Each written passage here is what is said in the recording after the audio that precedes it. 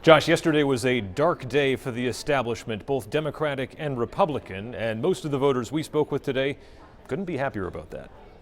First in the nation, New Hampshire delivered huge wins to these two native New Yorkers Tuesday night, political outsiders divvying up the Granite State's wealth of independent voters. I think New Hampshire last night really rocked the whole country with this vote. So how did a celebrity billionaire and a Democratic socialist earn landslide victories?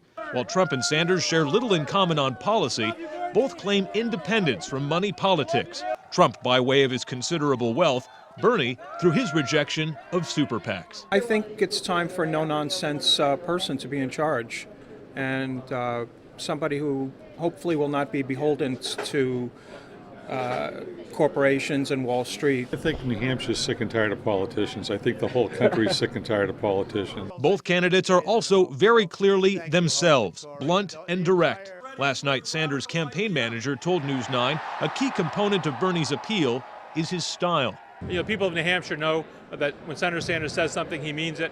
They appreciate his authenticity. And Trump may not live like the average Joe, but he sure can connect with him. Bum, bum, bum, move over, bum.